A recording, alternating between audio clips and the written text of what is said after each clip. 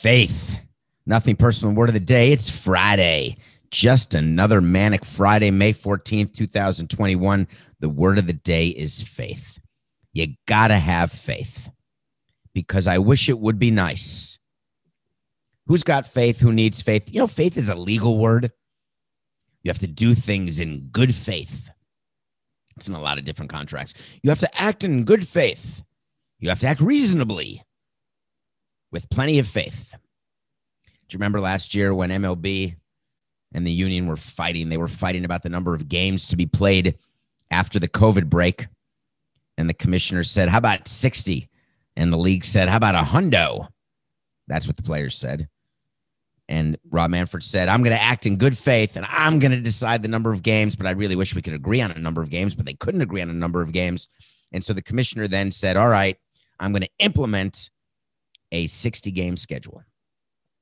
And then way back then, it was July 16th, 2020, right here on Nothing Personal. We had to wait to see. And the wait to see is when I say something's going to happen. Sometimes it does, sometimes it doesn't, but we're going to revisit it. The wait to see on July 16th, 2020 is that the MLB Players Association is going to file a grievance against Major League Baseball saying they didn't act in good faith and they could have played more games. Well, yesterday, word leaked out that, in fact, that wait to see happened.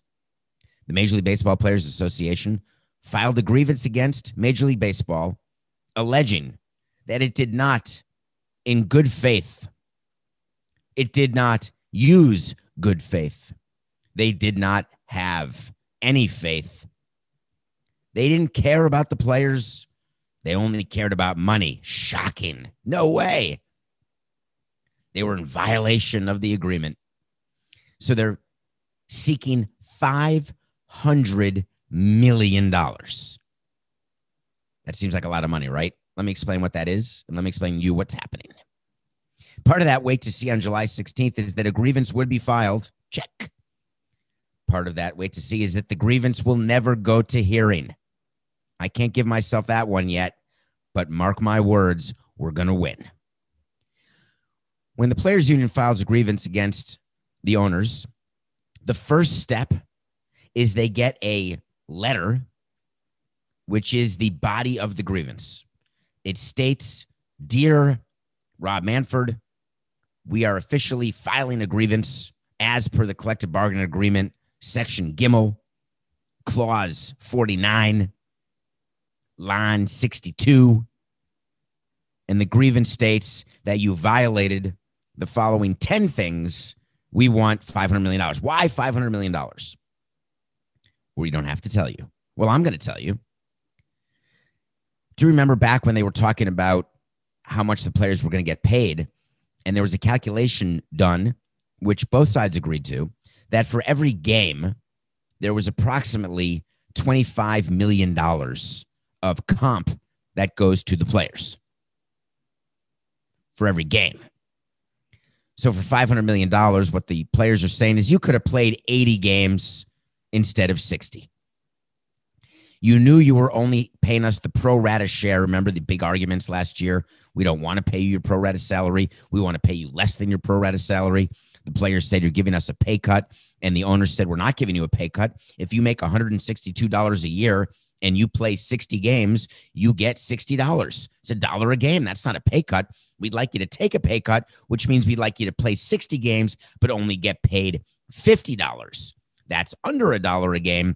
That's a pay cut. And I got into all these arguments with all these people and lawyers and fans explaining, and people in the media trying to explain to them what pro rata is versus what a pay cut is.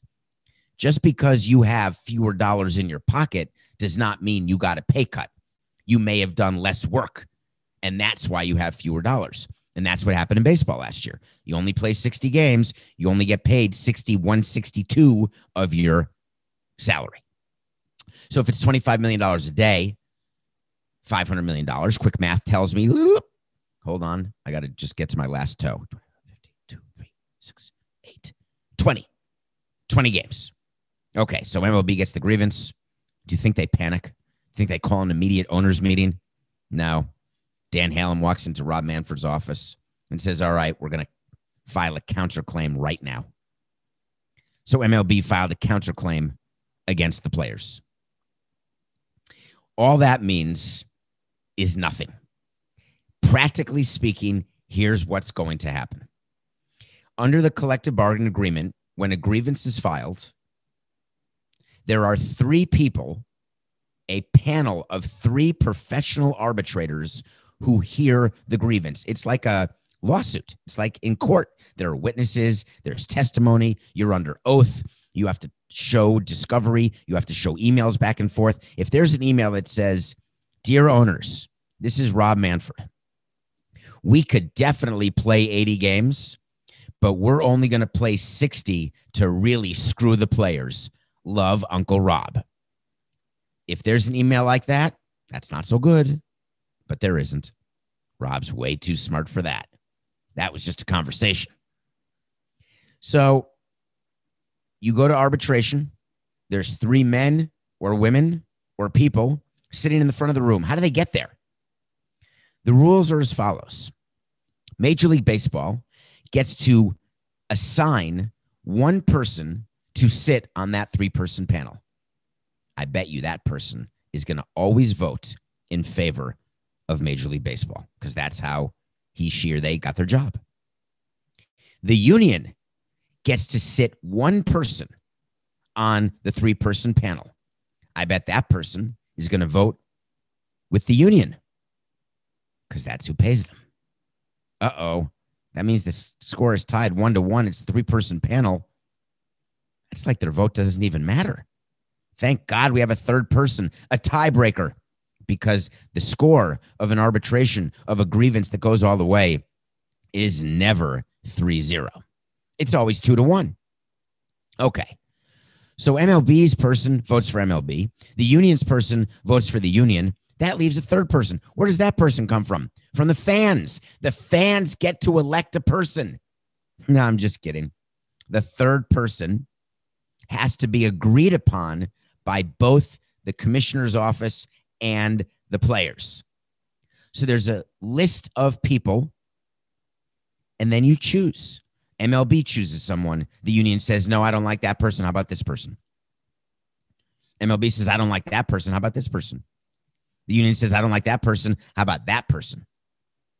Each side can object a certain number of times, and eventually they agree together on a person. That person has been neutral.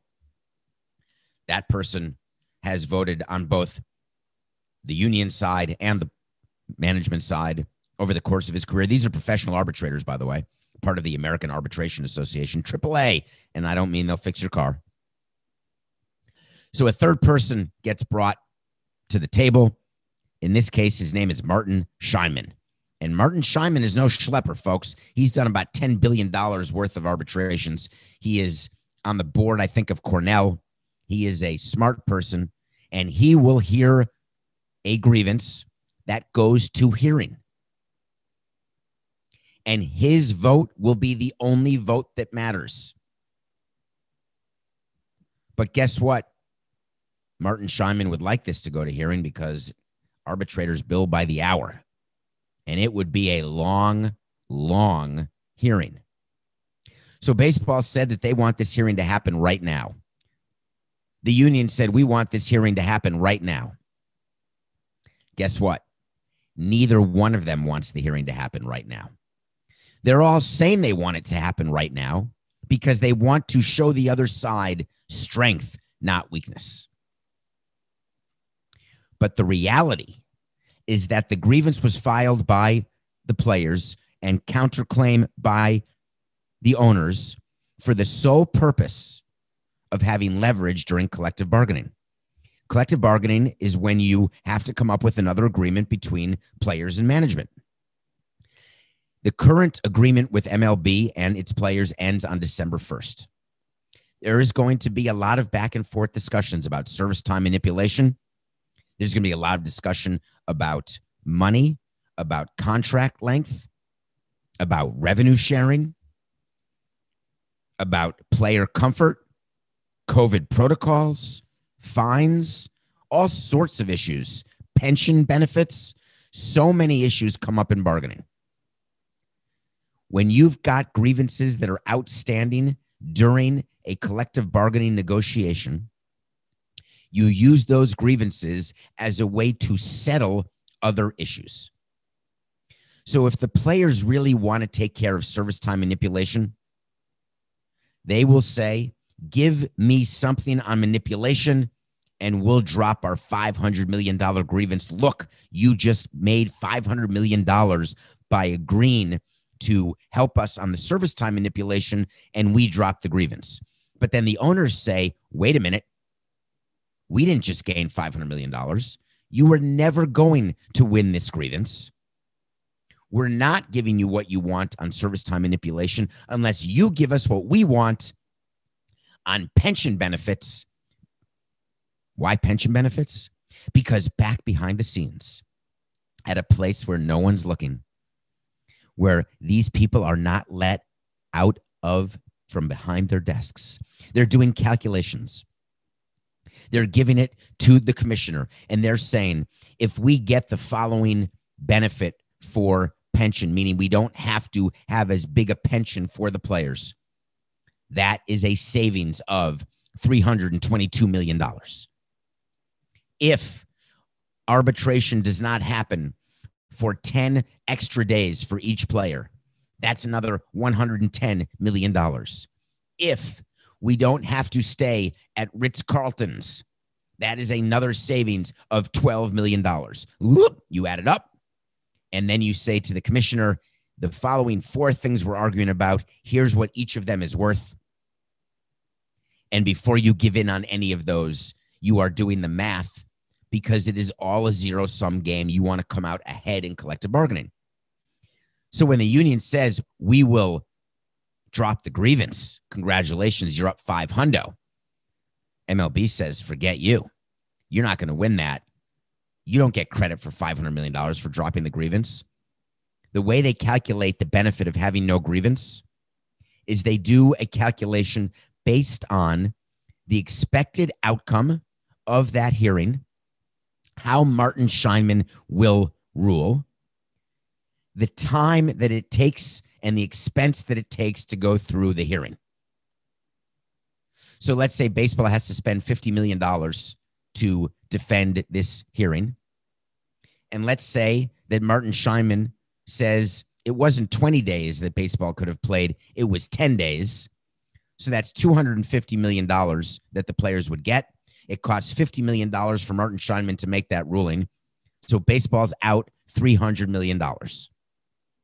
So in their mind, they will give up something in bargaining that is worth $300 million.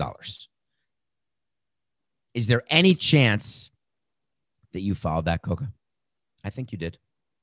It's called expected value. How much is at risk? What is the likelihood that I will prevail? I'll tell you right now what Rob Manfred's saying during this time of COVID. He's saying we're going to win that grievance. There's no way that we can look back in time to last July when the season started. I think it started on July 31st, Coca. Or maybe that was basketball and baseball started July 23rd. I can't remember. And there's no way that they'll say baseball could have started 20 days earlier. Baseball will be able to show exhibits saying, look at all the injuries that took place because we restarted so quickly. Look at the outbreaks that took place with the Marlins, the Cardinals, because we started so quickly. And all the union will be able to show, the only thing they'll be able to show is that there was bad faith and there was a delay by baseball in restarting. But Martin Scheinman knows better because the world was upside down back then. Do you remember? So when you're reading about the grievance, please don't worry yourself about it. There's not going to be a hearing. It's just going to be leverage for the collective bargaining negotiations. It's not like collusion. It's not like there's going to be a strike or a lockout because of the grievance. But please don't sit in front of your computer and expect that you will be watching a hearing anytime soon. One of the topics that we talked about was service time manipulation. That is a big topic that will happen during collective bargaining. Last night, were you watching? I don't know if you were. The Seattle Mariners brought up their top prospect, the Mets player named Jared Kelenic, and then their top pitching prospect, Logan Gilbert. I think the Mariners lost the game. Kelenic didn't get a hit. Gilbert gave up a couple runs. Now the Mariners can say they weren't ready, just in case there's a grievance on that. So that is an issue that will certainly be discussed. Do you know what another issue is that comes up every time there is a collective bargaining negotiation? It's the issue of how to deal with player injuries. For whatever reason, during my career, every player who was hurt thought that we did not have that player's best interest in mind. And I would sit and talk to the players, and I would say, can you explain to me why you think it's in my best interest for you not to be healthy? Why do you think that I don't want to get you the best treatment so you can get back on the field? And the only reason I would ever have an interest in a hurt player staying hurt would be insurance. The only reason would be if we took out a health insurance policy on a player and that policy doesn't pay until a player's been out for 4 months, and after 4 months, you start getting paid by the insurance company the amount of the player's salary. And we say to the player, you're not ready to come back. We don't want you coming back. Why would we ever do that? Only if the player isn't able to come back. Only if the player isn't able to come back effectively. The disagreement I had with players was about delusion. Most players will say, I'm good. I'm ready. I can go. Because they know, unless they're on a guaranteed contract that is for life, they're playing for their next contract. They don't want to play hurt because when you are negotiating your next contract or you are in arbitration, you can argue, hey, I didn't feel right. That's why I got shelled for 5 runs a game. Hey, my shoulder really hurt. That's why I went 0 for 40. Guess what? Executives, arbitrators, we don't care. We're consequentialists. You went 0 for 40. You have a 5 ERA. We're going to pay you the following. So players would say, I'm not quite ready. Or they would say, I'm definitely ready. Put me in, because they think to themselves, I'm going to perform, I'm going to be great, and then I'm going to get paid. The disagreements that we can have are about treatment. They're about who's giving the treatment, where the treatment is. It's not a coincidence what you've read in the NFL recently. Remember we talked about Juwan James and how he got treated off-site and then tore his Achilles, and now he's out, and now the Broncos aren't going to pay him. It's going to be a whole big Megillah. We didn't want our players going home to rehab. We wanted to control their rehab. We wanted our players to be under our care so we could look at them. We could watch them, and we could speak to their therapists. We could speak to their PT, their physical therapist. We could speak to their doctor. We could speak to their nurses. We could be in touch.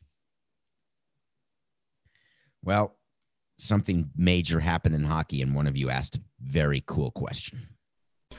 You know what I want? I want to talk to Samson. So you want to talk to Samson. Thank you very much for wanting to talk to me at David P. Samson. That's DAVIDP, as in Philip, PHILIP, but that's not it. DAVIDP, SAMSON. Get on Twitter, get in the DMs. They're still open for now. Ask a question. We'll maybe put it in the show, maybe put it in the end of month mailbag episode. Have you ever had a disagreement with a player regarding treatment? Can you discuss what is going on in Buffalo? Buffalo? Playoffs? Practice? We're talking about practice. The Buffalo Sabres are a National Hockey League team. They signed an $80 million 8-year deal with their franchise player. This is the face of their franchise. His name is Jack Eichel.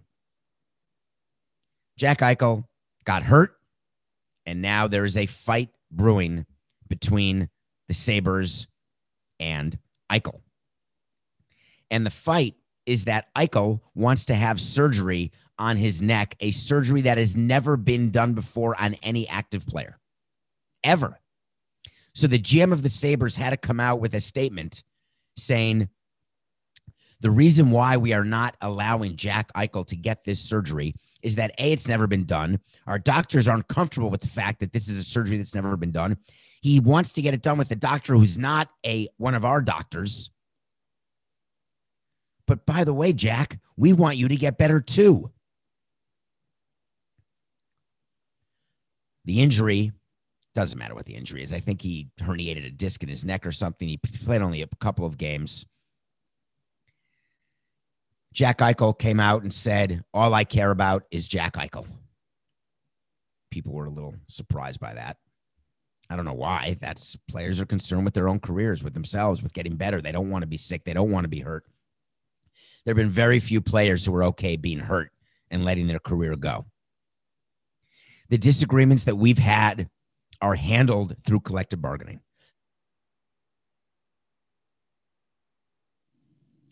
I want to explain what that means, please. When you get hurt, you go to a doctor. We have doctors who we pay. They're called team doctors. Some players don't trust team doctors. They want to get a second opinion. It is negotiated with the players in advance, a list of doctors that you can go to get a second opinion. It's an approved list. Picture it like your own health insurance where you have to stay in network. If you stay in network, you're covered. If you go out of network, you're going to be out of pocket. A player will say, I want a second opinion. We'll say, fine, we will grant you that right. Go get your second opinion. That is your right. Here's the doctor to go to. Choose one of the 20 doctors. The player gets the second opinion. Player comes back. I'm not satisfied. I want a third opinion. I don't know if I should have Tommy John surgery. My shoulder impingement, maybe it can be helped with a plasma-rich PRP. I forgot what that stands for, Coca. PRP is the injection that we would do right before Tommy John. Platelet-rich plasma is what a PRP is. It's when you take blood out, you do something with it, then you put it back in. I think it's pretty much doping. Although I'm not exactly sure what Lance Armstrong did, but I think doping is when they take all your blood out, they do something to it that's really cool, and they put it back in. I had a PRP during training for a race once, and it didn't do squat. But of course, I'm not a real athlete, but it didn't help that much. But we try anything because we don't want a player to have season-ending surgery or potentially career-ending surgery. But when a player wants a third opinion from an out-of-network doctor, we are a straight no every time, no exception.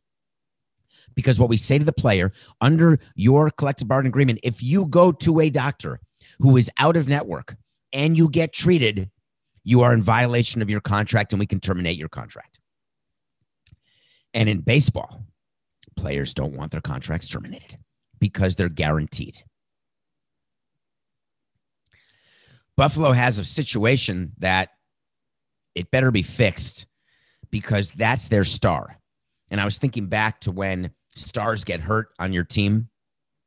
It happens mostly with pitchers when you're talking about whether or not they should have surgery and then where and how rehab should go. When Tommy John first started happening, there was doctor down in Alabama. Oh my God, Coca. Is today Friday? I'm having a complete brain cloud with Joe versus the volcano. Tom Hanks, Meg Ryan, great movie. Dr. James, that just doesn't sound right. But I think it is right. Who's the famous Tommy John doctor, Coca? I think it's he's out of Birmingham, Alabama and Pensacola, Florida. I can't believe it. James Andrews. Thank you, Coca. Oh, God. Not Dr. James. But then there was a doctor out of California named Elatraj, and he did a bunch of surgeries for us as well and does a bunch of other players. So eventually more and more doctors become approved to do Tommy John. But I can tell you right now, if any of our players wanted to go get Tommy John from an in-network doctor that wasn't one of the top, we would have said no. So you want to talk to Samson? Have we ever had a disagreement? You're damn right. It happens all the time. Players want to always be near their homes. They want to be who they're comfortable with. We don't care about that. Buffalo's going to take care of this. I promise you, Jack Eichel. I'm not going to do it as a wait to see. Jack Eichel is not going to have surgery from an out-of-network doctor. He's not going to get neck surgery that's never been done before because he'll be risking his $80 million contract. It's just not going to happen. So for all you Buffalo Sabres fans, just be calm. All right, we need to go to break now. We're going to review a movie that my guess is none of you saw, and I'd like a few of you to see it when it's done. And then I have to revisit an issue that I think we discussed just yesterday, Coca. Didn't we talk about the fact that ARod is just a window shopper? Was I wrong that quickly? Is it possible that ARod is moving to the land of 10,000 lakes? For real? We'll be right back. Welcome back to Nothing Personal. My name's David. Thank you so much for joining us, for downloading, following, subscribing, and making it through the gauntlet of whatever it is that CBS inserts into the show without telling us. Coke and I had such a fight yesterday after the show. Go back and listen to yesterday's show. We have a sponsor named LinkedIn, and I talk about how great LinkedIn is, right? Which it is. You can post a job for free. If you want to hire someone good, you would basically go to LinkedIn because that's where all the candidates are. That's how we do it, actually. And I read it exactly as it was given to me to read because I was grumpy yesterday. And there was a parenthetical that said ad lib here about an experience you had with LinkedIn. So I read it. Go back yesterday. It's pretty funny. During the read, I said ad lib here, your experience with LinkedIn. And Coca didn't talk to me the rest of the day. We finally got together last night to talk about today's show. I said, Coke, are you upset with me? Did I do something wrong? I knew exactly what I'd done. You know when a kid does something and you don't ever say to a kid, don't ever ask a question that you know the answer to. It's silly. I said to Coco, what's wrong? But I knew exactly what was wrong. He was mad. I wonder whether he got over it. Given his sort of general silence today, I think there's a chance he hasn't because it's possible CBS called him and said, what kind of crap is Samson doing today? Yeah, the numbers keep growing, CBS. You're going to be okay. Keep calm. We still watch movies. Even on this road trip, got a long trip today. It's ending. Driving to South Florida today. I will make it somehow, somewhere, some way for my son's high school graduation. But I'm still watching a movie a day. It helps keep the doctor away. Not exactly the doctor, but it helped keep something away. I watched a movie called Wander. Wander has a cast with Tommy Lee Jones, Aaron Eckhart, and Heather Graham. How could it not be a good movie? And then I had no idea what it was about. It turns out Wander is like Extreme Measures. Remember Extreme Measures with Hugh Grant and Gene Hackman when they were doing all these experiments on people trying to save lives? Wander's one of those weird, strange movies where Aaron Eckhart is a conspiracy theorist who thinks that I can't believe I was just about to say that, Coca. A conspiracy theorist who thinks everyone's out to get him. That's sort of redundant, right? And the movie is confusing. The movie is interestingly shot in a very strange, the cinematography is a town that you really don't want to go to, even on a cool solo road trip, because it's one of those towns where you feel like the town in Get Out. That's what it made me think of. There's something wrong here, and we don't know what. And throughout the movie, we start discovering in little breadcrumbs what's going on. And then the reveal comes, and you say, oh, my God, get out of there as quickly as you can. Tommy Lee Jones is a treasure. Heather Graham, if you don't like Roller Girl, then I just guess you don't like movies. Aaron Eckhart, Batman. Aaron Eckhart, I think he was in Thank You for Smoking. Aaron Eckhart's he was in Erin Brockovich. He was the boyfriend in Erin Brockovich. It's a great cast. I'm going to say that if you have a little time and you want to watch a movie that will be disturbing but interesting and will make you long for the time when Tommy Jones was in The Fugitive or in Men in Black, then watch Wander. If not, you could pass. Extreme Measures, however, you shouldn't pass on. Extreme Measures was a much better movie. Okay. We got to move on to something that happened yesterday that I need to call out because it's not going to get enough attention, and it should. One of the greatest centers, the greatest center to me of all time, one of the greatest players, for whatever reason, he's never in the discussion, is Jordan and James and Kobe. how people do not realize that Kareem Abdul-Jabbar, forget one of the top 50 players, he still is the scoring champion. He has scored the most points of anyone in NBA history. He developed a shot called the sky hook. If you don't know what the sky hook is, you don't see it anymore. Why? Because everyone's shooting threes and dunking. The sky hook was the most incredible shot. You couldn't block it. You put your elbow out, you put your knee up, you curve your arm. You've all done it when you're playing horse. Kareem Abdul-Jabbar made it famous, and he could actually score with it.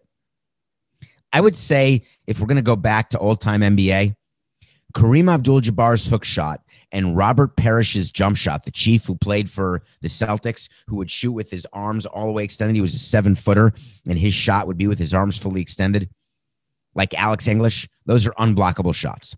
But Kareem Abdul-Jabbar is not just the most prolific scorer in NBA history. Kareem Abdul-Jabbar is an incredibly well-known intellect, a jazz lover, an activist, a civil rights activist before it was fashionable. His name was Lou Alcindor. He then converted and changed his name to Kareem Abdul-Jabbar. Kareem Abdul-Jabbar has spent his life trying to explain that peace is needed between the races, trying to educate people about racism, social justice, having nothing to do with what went on with George Floyd. It was before George Floyd was born. I may be off on when George Floyd was born, but my point is a long time ago. And he was doing it during a time when you weren't being applauded for doing it. You weren't being congratulated. You were being stoned. Kareem Abdul-Jabbar has had a complicated relationship with the media and with the league and with the Lakers. He's a man of great pride. He is a man who has felt slighted, both by teams he's played for and by the league, but not in a way that makes you feel as though he's a sourpuss, because Kareem is not that. He could be a little surly. I've been lucky enough to meet Kareem Abdul-Jabbar at several charity events, the most recent of which was when I saw him at a Stand Up to Cancer event. And I was born in Milwaukee, and he was playing for the Bucks then, and then was traded to the Lakers in one of the if you think that us trading Miguel Cabrera was bad, the Bucks traded Kareem Abdul-Jabbar to the Lakers. I'm trying to remember who they got back, Coca, but I want to say it was some combination of a guy named Dan Myers, Brian Winters. There's no way I remember that trade. It can't be, because that was when I was a very little kid, but it was a very big deal. But Kareem Abdul-Jabbar had this reputation of just sort of being unapproachable and surly. But when you meet him, he is incredibly engaging, incredibly thoughtful. He's a writer of many books. He is very, very able to articulate his views of our society and where we've gone wrong and what we can do to do better. And the NBA, for the first time, is recognizing, oh, thank you, it was Junior Bridgman, Dave Myers, and Brian Winters. I was pretty close. I didn't mention Elmore Smith because they needed a center back. That was the trade. 1975, I was 7 years old. Kareem Abdul-Jabbar and Walt Wesley go to the Lakers for Elmore Smith, Brian Winters, Junior Bridgman, and Dave Myers. Yeah, by the way, Junior Bridgman, who, if you look up Junior Bridgman, Coca, little known fact here, Junior Bridgman played for the Bucks. He wore number 2, as I recall. Good player, really good player. He is now a hugely successful businessman. He's made 100 times more money after basketball than he did during basketball. I believe he owns car dealerships either around Wisconsin or around the country. That's Junior Bridgman. Brian Winters was a good jump shooter. I believe he wore number 32. Is that possible, Coca? No, you don't have to check this. I think he wore 32 for the Bucks. Good shooter, but without Kareem Abdul-Jabbar, just not going to work out. So the NBA just today announced that they are creating a new award. It's called the Kareem Abdul-Jabbar Social Justice Champion Award. I am so happy that Kareem will now be remembered forever. I am so happy that going forward, he will be associated with social justice. I'm so happy that he will take his place. Forget Hall of Fame, which he's in. Forget top 50 players. Forget number 1 scorer. Forget all of that. but he will be remembered for what he did off the court, which was way more important. The way it'll work is that every team will nominate one player. Then there'll be a committee. The committee will vote on who will win the Kareem Abdul-Jabbar Social Justice Champion Award. And then that player will get a sum of money to be given to a cause of his choice. It will become, mark my words, it will become, when the first person wins this award, more important to that player than winning an MVP or a scoring title or a defensive player of the year. Players are going to want to win this Social Justice Champion Award, and they will always now associate it with Kareem Abdul-Jabbar. Congratulations, Kareem. I'm very thankful that the NBA created this award for you. You deserve it. What we all deserve is another win. That's not even a good segue, Coca. You can't compare gambling to Social Justice Champion Awards, can you? Yeah, we'll try. We're 63-43. The Giants beat the Padres. No, they didn't. Are you paying attention? Because I misspoke yesterday, and it didn't take long for you degenerates out there to correct me. David, did you mean the Giants over the Pirates? What do we do? What's your pick of the day? So I had to correct it. It was the Giants winning with Anthony Descalfani, and boy, did they ever. They beat the Pirates. That was the game. But I know you knew. So we're 63-43, back to 20 over, and it's a weekend. So we're going to do 3 picks again. I'm a little bit into the NBA right now, although we just won a baseball game yesterday. We're getting toward the play-in tournament. It's going to be fascinating. We've got the whole Russell Westbrook situation in Washington. Can he carry them into the playoffs? Well, he plays the Cavs tonight. The Wizards are going to cover. The Wizards are going to go in hot into the play-in games, but they're still not going to make the playoffs. Wizards over the Cavs tonight. Tomorrow night, I'm definitely watching a game. The Bucks are playing the Heat. Did you see the Heat game last night? Udonis Haslem finally got into a game. It reminded me of when they bring in the Hanson brothers into Slapshot, where you just come in to fight. Udonis Haslem comes into a game, and 2 minutes later, he's got 4 points, 2 technical fouls. He and Dwight Howard get into is it a per-shuffle? A per-scuffle? A for-schliffle? A curliffle? A carliffle? A kerfuffle? It's something. It's one of those words. Haslam got into it. Oh, thank you. A kerfluffle. I can't hear you. Is it fluffle? A kerfalafel. Ooh, I'd like a little tahini sauce right now. I'm going to find that on the road today. I'm going to find falafel, even though I can't taste it. I'm having a texture craving for tahini and falafel because Haslam had a kerfluffle. Anyway, the Bucks play the Heat on Saturday night. The Bucks are now getting playoff ready, and I could say the Heat are a pretty inconsistent team, and that's an easy pick for me. The Heat are not anywhere near the Bucks, even though what you're all thinking is the Heat made it to the finals last year in the bubble. No, Bucks over the Heat. And then we're going back to baseball Sunday. We're gonna ride Lance McCullers Jr. until we lose. Lance McCullers Jr. is not getting enough credit. He's pitching against Kyle Gibson, the Astros over the Rangers in an all-Texas game on Sunday. Let's hope it doesn't get rained out after I won the first 2 games last weekend, and the third game got rained out Sunday. Wizards over the Cavs Friday. Book it. Bucks covering versus the Heat Saturday. Book it. Astros beating the Rangers Sunday. Lance McCullers over Gibson. Book it. Okay. I got to revisit a wait to see. Was it yesterday, Coca, that I said that ARod is not buying the Wolves? I think it was recently. Can't remember which show. Yesterday, the world went crazy. CBS Sports HQ. David, ARod's buying the Wolves. ARod is starting to run the Wolves. Let's go. Breaking news.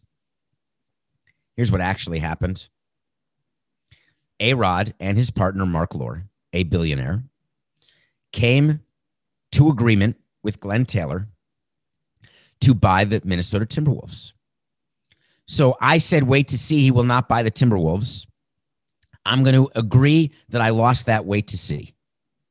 On the other hand, can I explain to you what's happening? ARod will not be at the next owners meeting in the NBA. ARod will not be the GM of the Minnesota Timberwolves. He will be a first-row cheerleader when it's convenient for him, or he just takes his plane to Minnesota. Wait till he realizes you can't golf until July in Minnesota. I love you, Minnesota. You know that. They bought the Wolves, sort of. There is a path to control for ARod and Mark Lore. What they did is they became limited partners of the Timberwolves. That's all. That is a very popular way for people to sell teams these days. It's called the path to control. What that means is that you're the owner of the team. You want to keep owning the team, but you want to lock in a price, and you want to give somebody the knowledge that over time they will be able to replace me, but not today. I want one more year, maybe 2 more years at the helm. Give me a chance to win another ring or my first ring, but I want to know that I've got $1.5 billion that's coming to me for the team. That's not net. That is with debt. That's called the enterprise value of the Timberwolves is $1.5 million, not the equity value. ARod does not have to write a $1.5 billion check. It doesn't work that way. Glenn Taylor is not depositing $1.5 billion into his checking account. It doesn't work that way. So what ARod did is he said, I will give you 15% down, like a deposit. In return, I'll become a limited partner. But in return, I've got the right to give you the rest of the money whenever I want. And when I give you the rest of the money, then I'm the captain now. And Glenn Taylor said, I'm in. Good plan. I'm going to run it. You give me a little cash now. We have ourselves a deal, and we'll see what happens going forward. So the fact that I have to take a loss on that way to see bothers me because there is so much that could still happen between ARod and the Wolves before ARod becomes the principal owner, the controlling owner. ARod's got to put in a lot more money than he's doing right now to ever be considered the owner of the T-Wolves. But of course, the media doesn't care about that because it's a great story. ARod buys the T-Wolves. Give me a break. All right, we're going to end the week on a subject that is we've talked about many, many times, and we have to talk about it again. The Deshaun Watson situation. It is not getting any cleaner at all. There's a situation going on where all of these women are accusing him of inappropriate sexual behavior. We've gone through it. I thought it was frivolous in the beginning. I don't know what to say now, except there's 22 lawsuits. The NFL is investigating. The lawyer for these women, who is a definite rich ambulance chaser and is a little, he's the example of why Shakespeare was right about lawyers. He is complaining about the NFL investigation into this situation. The NFL promised it was going to investigate. The NFL had to release a statement saying we are investigating. We're using someone who used to be the head of the sex crimes unit in New York, a woman, to investigate and to interview these women. The lawyer for the women said, I'm not happy. I'm not comfortable. These women are not comfortable. This investigation is not going the way it should go.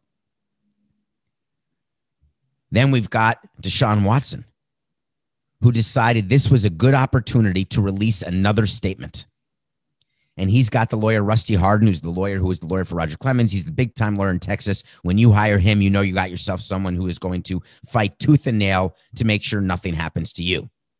Well, Rusty Hardin came out with a statement where he wanted to make it very clear that he will not settle these cases. I can't even believe that Rusty Hardin said that. He said, quote, in a recent interview, Mr. Busby, who's the lawyer for the women, stated that a settlement is not happening. We certainly agree that there are currently no settlement negotiations being conducted. And while we have never approached Mr. Busby about a settlement, he has approached us on numerous occasions in the past about the possibility of a settlement. We have made it clear all along that there would be no settlement, and here comes the statement, unless the terms are made public and all participants are allowed to speak in their own defense at all times. What that means is most settlements happen where you settle a case and there is a confidentiality clause. We can't tell you how much we paid to settle a case. We can't tell you whether we did what they said we did. We can't tell you we didn't do what we did or didn't do, or what they said we could have done but may have done but didn't do but may have done just twice out of the 20 times. Most settlements have these clauses, and then we're left to wonder what happened. What Deshaun Watson is saying is the only circumstance under which he will settle is if he gets to say what happened. and he's okay with the women saying what happened. And the reason why Deshaun Watson wants that is he believes as a quarterback, as a professional athlete, that everyone will believe him instead of these women. So he can settle with them, pay them, not go to trial, not risk any sort of criminal issue, although there could still be a criminal issue, not risk major civil penalties, but then he still gets to say, there was nothing inappropriate. I've never been disrespectful to women. My initial statement that I made is true. That makes me smile. The reason it makes me smile is that it is so rare to have happen. And this case is not that unicorn case. I'm going to give you a wait to see right now, actually. The wait to see is that the Watson case will eventually settle. This is not going to court, and the settlement will be done with an agreed upon release statement. But that's all that will be allowed to be said. Deshaun Watson is not going to go on some speaking tour. These women will not be able to go on Oprah or Uma or Ellen or anywhere. It will be a regular settlement with confidentiality, but with an agreed upon statement. Though Deshaun Watson is not about to go to court and have 22 separate instances where he has to explain what went on. It's not going to happen, period. Rusty Hardin may be a lot of things. Deshaun Watson, Anthony Busby. But there's one thing they know for certain. It's business. This is nothing personal.